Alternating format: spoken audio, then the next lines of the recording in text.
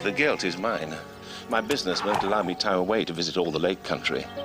We shall have to content ourselves with Derbyshire.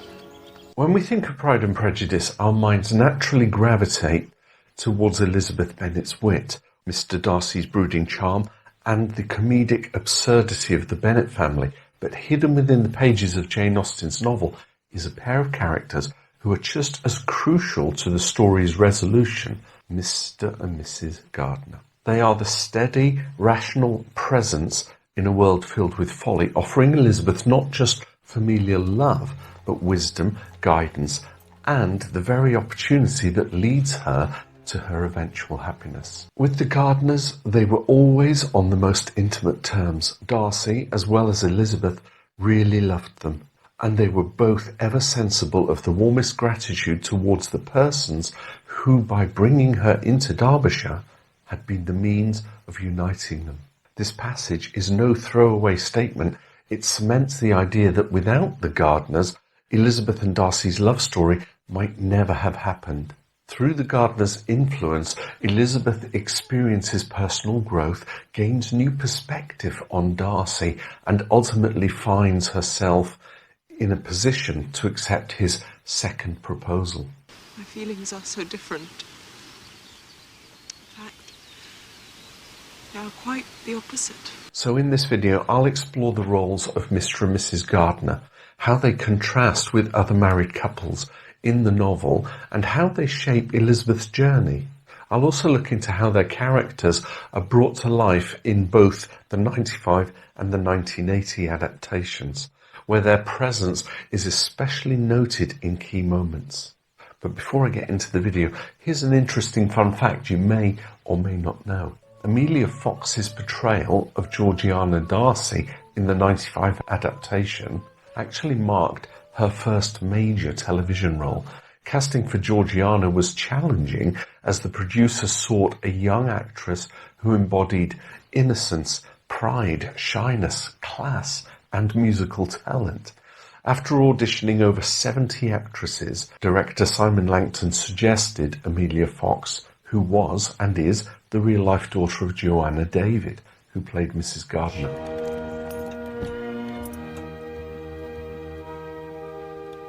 So first of all, let's establish who Mr. Gardiner is. He is the brother of Mrs. Bennet and Mrs. Phillips, yet he is strikingly different from his sisters in terms of intellect, temperament, and overall demeanour. He is a successful businessman living in Gracechurch Street, London, near Cheapside, a place where Caroline Bingley scoffs at. Their uncle, she told us, is in trade and lives in Cheapside. In chapter 25 of the novel, we read, "On the following Monday, Mrs. Bennet had the pleasure of receiving her brother and his wife, who came, as usual, to spend the Christmas at Longbourn. Mr. Gardiner was a sensible, gentlemanlike man, greatly superior to his sister, as well by nature as education. The Netherfield ladies would have had difficulty in believing that a man who lived by trade and within view of his own warehouses could have been so well bred and agreeable. He is well-mannered, intelligent and respected, proving that gentility comes from character, not from birth." While Jane Austen doesn't provide extensive details about his upbringing, we can infer some possibilities based on the economic and social structures of the time. Given that Mrs. Bennet and her sister Mrs. Phillips each had a dowry, it is reasonable to assume that the Gardiner family were relatively well off. So this suggests that Mr. Gardiner, as the male heir, may have received a more practical education, perhaps more through an apprenticeship or direct business training, rather than a traditional gentleman's education, say at university. He may have been groomed to manage the family wealth, possibly inheriting and expanding the family's business interests. We just don't know.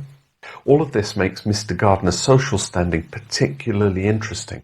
Unlike the landed gentry who derive their wealth through inherited estates, Mr. Gardiner is part of the professional class, earning his living through trade. My business won't allow me time away to visit all the Lake Country. However, his refined manners, education and cultivated tastes set him apart from the stereotypes of the mercantile class. He is well read, appreciates the arts, and even takes his family on leisure trips to places of cultural and natural beauty such as the Peak District. So his ability to earn Darcy's instant respect at Pemberley demonstrates his intelligence and amiability, traits that elevate him above his sister's own ambitions.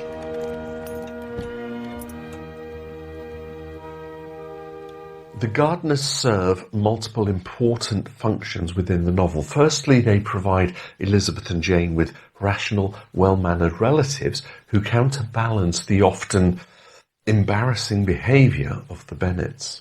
You look very pretty, Elizabeth. Are you in love?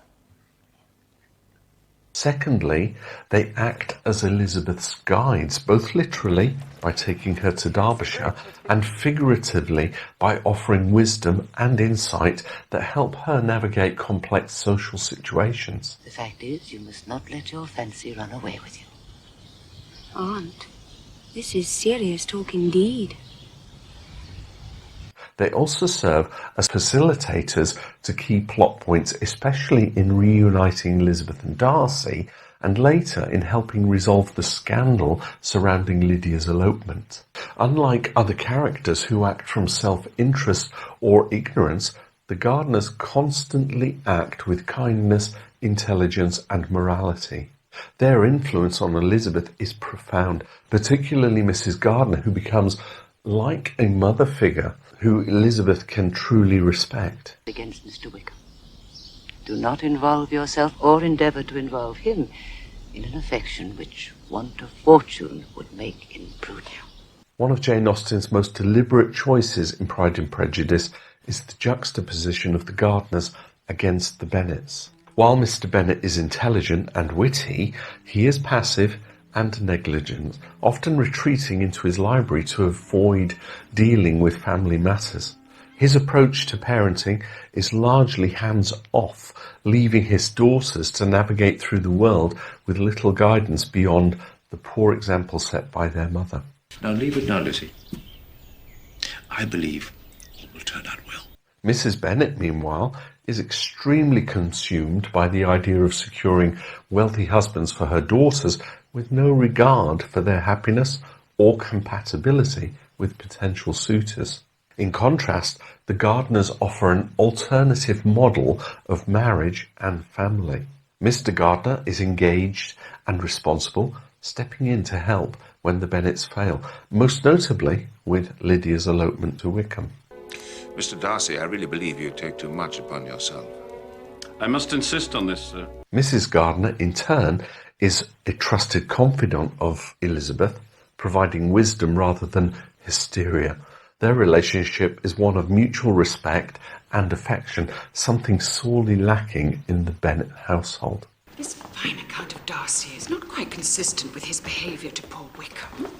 Perhaps we might have been deceived there. That's not likely, is it? Where Mrs. Bennet is shallow and frantic, Mrs. Gardiner is wise and composed, and she provides Elizabeth with the kind of emotional and intellectual support that her own mother cannot. The fact that Elizabeth confides in Mrs. Gardiner about personal matters demonstrates the depth of their relationship. Violently in love. That is a phrase is often applied to feelings which arise from half an hour's acquaintance, as from a real, strong attachment. Elizabeth and Mrs. Gardiner share a bond that is both familial and intellectual. Mrs. Gardiner treats Elizabeth with the love of a parent, but also with the respect of a friend. And is not general incivility the very essence of love? Lizzie, it had better have happened to you. You would have laughed yourself out of it. She listens to Elizabeth's thoughts and concerns, offers advice, and provides the kind of companionship that Elizabeth cannot find in her immediate family.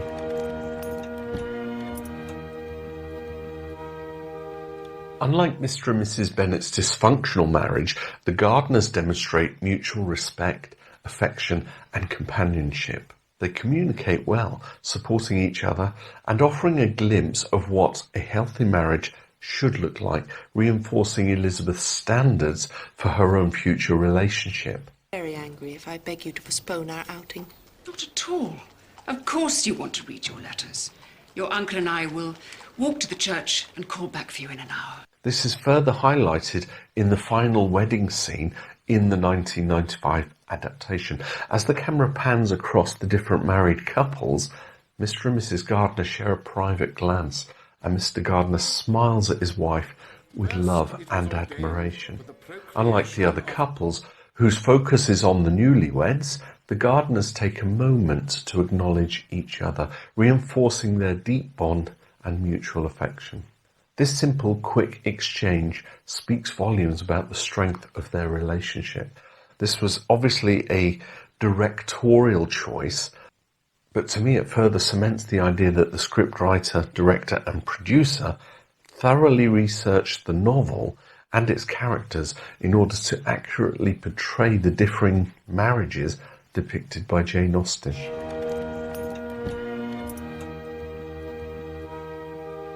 Without the Gardiners, Elizabeth would not have had the chance to see Darcy in his own home, where he behaves with kindness and generosity. Their presence also reassures Darcy that Elizabeth is connected to respectable, intelligent people. The trip to Derbyshire is particularly significant as it reshapes Elizabeth's perceptions of Darcy. Up until this point, her opinion of him has been clouded by Wickham's deception and her own wounded pride. However, upon seeing Pemberley and hearing the housekeeper Mrs. Reynolds' glowing praise of Darcy, Elizabeth begins to question her assumptions. I've never had a cross word from him in my life, and I've known him since he was 4 years old. But then I've always observed that they that are good-natured when they are children are good-natured when they grow up. The grandeur of Pemberley itself is not what impresses her, but rather the way in which it reflects Darcy's true character, his responsibility, taste and generosity. Mrs. Gardiner plays an insightful role in this moment. While Elizabeth is still grappling with her shifting feelings, Mrs. Gardiner is observant enough to recognise that Darcy is interested in Elizabeth. I love that scene where Elizabeth later confesses that she cannot understand the changes in Darcy's manner. Mrs. Gardiner points out, "Can you not?" He is all ease and friendliness, no false dignity at all. I'm as astonished as you are. I can't imagine what has affected this transformation. Can you not? This brief exchange highlights Elizabeth's blindness to what is becoming increasingly obvious to those around her. Darcy's deepening affection. The Gardiners, therefore, do not just provide the setting for Elizabeth's change of heart, but also serve as subtle narrators, guiding both Elizabeth and the reader toward the truth. And it's not just the Gardiners who can see it. We see it too, and we're willing the obvious to happen. Come on, Lizzie, surely you must see it. This moment is pivotal. Darcy's respectful treatment of Mr. Gardiner demonstrates not only his lack of snobbery, but his conscious effort to change. Early in the novel, Darcy struggles with his pride and his prejudices, seeing those outside the landed gentry as inferior. Yet here, he warmly receives the Gardiners, treating them with genuine courtesy and respect. This change doesn't happen overnight. The 95 adaptation subtly hints at his inner turmoil with the fencing scene in which he declares, "I shall conquer this, I shall." I shall conquer this. I shall. And this could refer to his struggle to overcome his love for Elizabeth, but it may also symbolise his effort to conquer his own prejudices, his rigid views of social class, and his arrogance. So by welcoming the Gardiners, Darcy demonstrates that he has succeeded in changing himself. I remember running from Pemberley to Lambton as a boy almost every day in the horse chestnut season. There was one very fine tree there, I remember. On the green, by the smithy. The very one. Elizabeth, in turn, begins to realise just how much he has transformed, and this scene is crucial in shifting her perceptions, as she's not only seeing his refined manners, but also his capacity for self-improvement.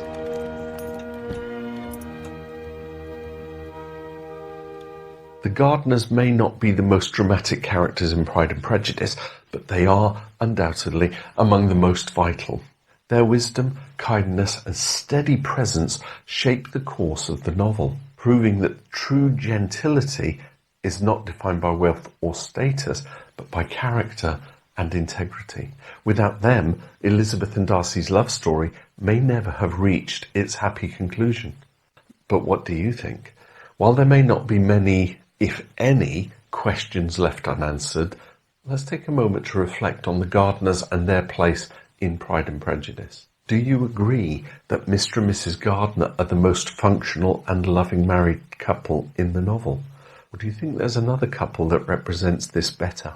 How different would Elizabeth's life have been without their influence? Would she have still come to admire Darcy if she had never visited Pemberley? In contrast to the foolishness of Lydia and Wickham and the resignation of Charlotte Lucas, what do the Gardiners teach us about what makes a successful marriage? How do you interpret the moment in the 95 adaptation when the camera lingers on Mr. Gardiner smiling at his wife? Do you think it was an intentional nod to their significance in the story? And finally, do you think the Gardiners perhaps deserve more recognition among Austen's many brilliant supporting characters? Do feel free to let me know your thoughts. I'd love to hear your perspectives on this quiet yet essential couple. I have to apologise briefly if I've been squinting, only because I had eye drops put in my eyes this morning for an eye test and my pupils have dilated and I'm a bit bright. Everything's a bit bright. That's what they say. Anyway, that's the video on my take on the Gardiners. There's really nothing that I can dig into about them other than the fact that they are pivotal to the storyline and they do give us a lovely balanced married couple as opposed to, as I said earlier, the juxtaposition of, say, the Bennets. I think I like the Gardiners. And in fact, Mrs. Gardiner comes across as perhaps one of my favourite characters of Pride and Prejudice. Okay, I'll conclude that one before I become snowblind in this whiteness. I'll see you in the next video. Bye for now.